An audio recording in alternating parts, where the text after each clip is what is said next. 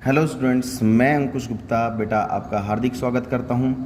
बेटा हमें +1 अकाउंटेंसी का जो हमने चैप्टर नंबर 23 पढ़ा था, जो अभी चल भी रहा है हमारा 23, ये चैप्टर नंबर 23 जिसका नाम क्या है बेटा, अकाउंट्स फ्रॉम इनकम्प्लीट रिकॉर्ड। आपको आई थिंक समझ में भी आ रहा होगा। और बेटा फिर भी अगर कोई चीज़ समझ में नहीं आती है तो आप कंसल्ट कर सकते हैं। अभी मैं आपको कुछ इंपॉर्टेंट बात बताने जा रहा हूँ। सबसे पहले ध्यान से सुनना। पहली बात बेटा, डेली का काम आपको डेली करना है, घर में सुरक्षित रहना है, ठीक है, और जितना हो सके पढ़ाई पर फोकस करना है। सभी जो भी है सभी सब्जेक्ट को बराबर वेटेज देनी है, सभी सब्जेक्ट को बराबर तरीके से पढ़ना है। ये नहीं है कि आप पर्टिकुलर एक सब्जेक्ट पर ज़्यादा ध्यान दे रहे हो और एक पर ध्यान नहीं दे रहे हो। सभी सब्जेक्ट्स को बराबर पढ़ना है, बराबर वेटेज देनी है। और दूसरी बात बेटा, जब भी आपको होमवर्क चेक करने के लिए बोला जाता है तो आपको अपना होमवर्क चेक कराना है, ठीक है। अगर आप होमवर्क चेक नहीं कराओगे, जिस दिन आपसे कहा गया है आपकी एब्सेंट लगा दी जाएगी और वो इन्फॉर्मेशन अभय सर को दे दी जाएगी, क्योंकि आप सभी को पता है अभय सर भी अब ग्रुप में ऐड हैं, तो वो हर एक चीज़ को नोटिस करते हैं। तो आप अपनी होमवर्क जो भी डेली रीड करने के लिए दिया जाता है, वो रिटर्न वर्क जो दिया जाता है, वो अपना डेली का काम डेली करेंगे, नहीं तो आपकी अभय सर से शिकायत कर दी जाएगी। फिर आप अपने आप समझाते रहना, ठीक है। तो चलिए मैं एक बात बताना चाहता हूँ। हमारा चैप्टर नंबर 23 चल रहा था। अब मैं आपको कुछ 2 क्वेश्चन दूंगा जो आपको खुद सेल्फ करने हैं, डू इट सेल्फ, खुद करने हैं। मैं ये देखना चाहता हूँ कि किस बच्चे को कितना आता है, किसने कितना सीखा है। आपको मैं आंसर भी दूंगा क्वेश्चंस के नीचे, तो आपको मैच कर लेना है कि भाई क्वेश्चन का आंसर हमारा मैच हुआ या फिर नहीं हुआ है, ठीक है। ये बात समझ में आ गई होगी आपको। चलिए क्वेश्चन नंबर 1 पर आते हैं। यू आर रिक्वायर्ड प्रॉफिट और लॉस ड्यूरिंग द ईयर। आपको क्या निकालना है? देखो, अकाउंट्स फ्रॉम इनकम्प्लीट रिकॉर्ड का फॉर्मेट मैं आपको बता चुका हूँ। अगर अगेन फॉर्मेट अगर आप भूल गए हैं तो मैं आपको बता देता हूँ। सबसे पहला क्लोजिंग स्टॉक, फिर प्लस उसके अंदर करते हैं ड्राइंग्स हमारे पर्सनल एक्सपेंसेस होते हैं, माइनस कर देते हैं प्रॉफिट्स अगर है तो, उसमें से और भी है तो माइनस कर देते हैं एडिशनल या फिर फर्दर कैपिटल जो उसने इन्वेस्ट की है, और लास्ट में माइनस कर देते हैं बेटा हम ओपनिंग कैपिटल।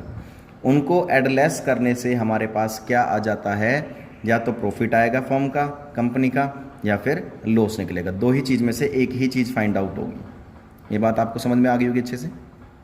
चलिए तो कह रहे हैं, सबसे पहले क्वेश्चन पर आते हैं। हमें क्वेश्चन नंबर 1 में क्या रखा है, ओपनिंग कैपिटल हमें दी हुई है 15 लाख रुपए की, ठीक है। उसके बाद बिल्स रिसीवेबल दिए हुए, कुछ ट्रांजैक्शंस दिए हुए। ट्रांजैक्शंस का हम क्या, सबसे पहले अगर मैंने आपको बताया था, अगर कुछ ट्रांजैक्शंस हमें इस तरीके से दे दे तो हमें क्या प्रिपेयर करनी पड़ती है बेटा, बैलेंस शीट। और बैलेंस शीट हम क्लोजिंग डेट के लिए बनाते हैं, तो वहाँ से बैलेंसिंग फिगर से जो भी आएगा तो क्लोजिंग कैपिटल निकलती है। मैं आपको बता चुका हूँ अच्छे से। तो बिल्स रिसीवेबल दे रखा है हमें 60,000 रुपये का। बिल से रिसीवेबल हमारी बेटा एसेट्स होती है, ठीक है। कैश आपको दे रखा है 80,000 रुपये का, कैश भी हमारी एसेट्स होती है। फर्नीचर दे रखा है हमें 90,000 रुपये का, फर्नीचर भी हमारी एसेट्स होती है। बिल्डिंग दे रखी है बेटा हमें 10 लाख रुपए की, बिल्डिंग भी हमारी एसेट्स होती है। क्रेडिटर्स दे रखे हमें 6 लाख रुपए के, क्रेडिटर्स हमारी बेटा लाइबिलिटी होती है। स्टॉक दे रखा है हमें 2 लाख रुपए का, स्टॉक भी हमारी एसेट्स होती है, ठीक है। नेक्स्ट है बेटा फर्दर कैपिटल। फर्दर कैपिटल हमने इन्वेस्ट किया है, इसको हम एडिशनल कैपिटल भी बोल देते हैं। तो एडिशनल कैपिटल कह लो चाहे फर्दर कैपिटल कह लो, वो है हमारे पास 3,20,000 रुपये की। उसके बाद ड्राइंग्स दे रखी है बेटा, जो भी हमारे पर्सनल एक्सपेंसेस होते हैं उसको ड्राइंग्स बोला जाता है, वो हमें दे रखे हैं 80,000 रुपये के, ठीक है। तो आप पहले फॉर्मेट जो बैलेंस शीट बना के, एक साइड आप फॉर्मेट बना के रख लो और दूसरी साइड आप बैलेंस शीट बना लो हाथों हाथ। बैलेंस शीट से बैलेंसिंग फिगर से आपको क्या निकालना है, क्लोजिंग कैपिटल। क्लोजिंग कैपिटल निकालने के बाद आप फिर आ जाओ फॉर्मेट पे। फॉर्मेट में जहाँ जहाँ आपको जो जो ट्रांजैक्शन पुट करनी है, वहाँ आप उस ट्रांजैक्शंस को, वो उस अमाउंट को पुट करोगे।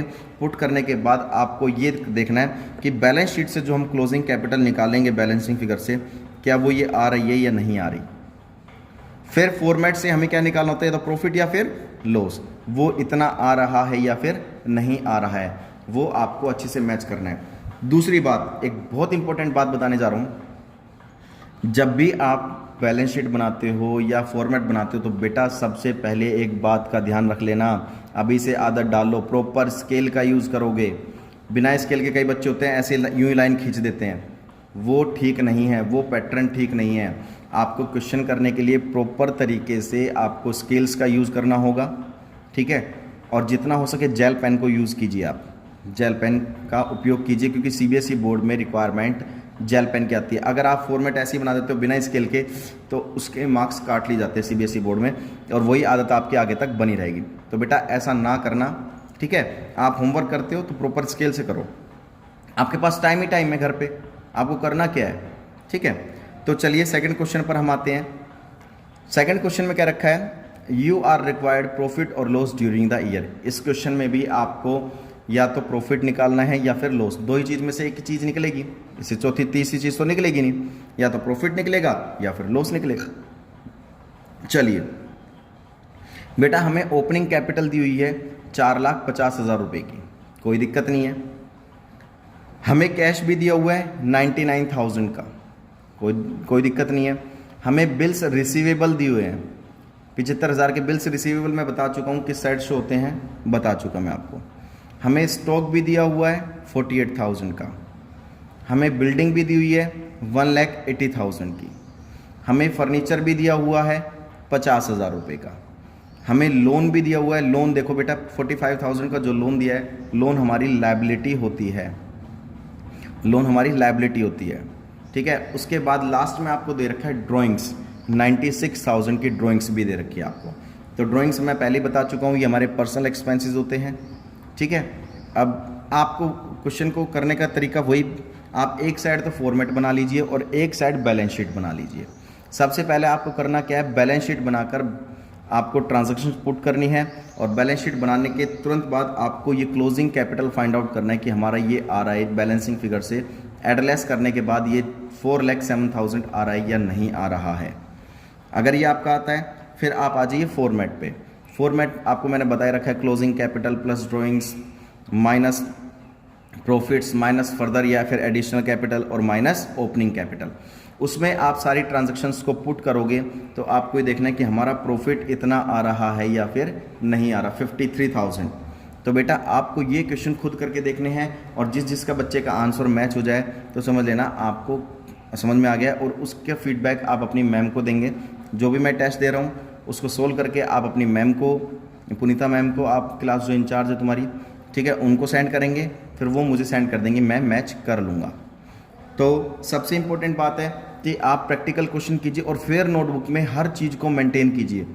फेयर नोटबुक बेटा बना लीजिए आप अपनी, मैं बार बार नहीं बोलूँगा, तो फेयर नोटबुक भी बनानी बहुत ज़रूरी है। फेयर नोटबुक में जितना हो सके हर एक क्वेश्चन जो भी बताया जाता है, अब जैसे मैंने 2 क्वेश्चन दिए आपको, इन 2 क्वेश्चन को एज ए टेस्ट के रूप में भी लो और एक होमवर्क भी समझो आप अपना। तो ये फेयर नोटबुक में आपको करने हैं बहुत अच्छे से, ठीक है। डेली का काम डेली करना है, डेली पढ़ना है, डेली समझना है जो भी आपको वीडियोस मिलती है, ठीक है। और जब भी आपसे नोटबुक चेक करने के लिए बोला जाए सो प्लीज़ आप अपनी नोटबुक चेक उसी टाइम कराएंगे, ठीक है। कई बच्चे होते हैं 1-1, 2-2 दिन तक नहीं कराते हैं, फिर फ़ोन भी पिक नहीं करते हैं। तो बेटा ऐसा ना करें, फ़ोन पिक ज़रूर करें। पता नहीं क्या इन्फॉर्मेशन हम आपको देना चाह रहे हो, आप कई बार फ़ोन पिक नहीं करते हैं, हम 3-3, 4-4 बार मिला लेते हैं तब भी फ़ोन पिक नहीं होता है, उसके बाद कॉल बैक भी नहीं आती है। तो सबसे पहले इंपॉर्टेंट बात ये बेटा, डेली फ़ोन पिक कीजिए जब भी आपके टीचर्स आपको फ़ोन करते हैं। हम जब भी फ़ोन करते हैं तो समझ लीजिए कुछ इन्फॉर्मेशन देने के लिए फ़ोन कर रहे होंगे, हम आपको आपकी भलाई के लिए कर रहे होंगे। तो बेटा इस चीज़ का खास तौर से ध्यान रखेंगे सभी बच्चे, ठीक है। तो इन क्वेश्चन को बहुत अच्छे से करना है। नहीं समझ में आता आपको तो हमसे कॉन्टैक्ट कर सकते हैं, समझ सकते हैं, ठीक है। सभी को नंबर पता भी हैं टीचर्स के, मेरे कॉन्टैक्ट नंबर भी होंगे आप सभी के पास, तो आपको सभी को समझना है अच्छे से। तब तक के लिए बेटा सेफ रहिए, सुरक्षित रहिए, मतलब आप स्टे होम, स्टे सेफ। जय हिंद, जय भारत।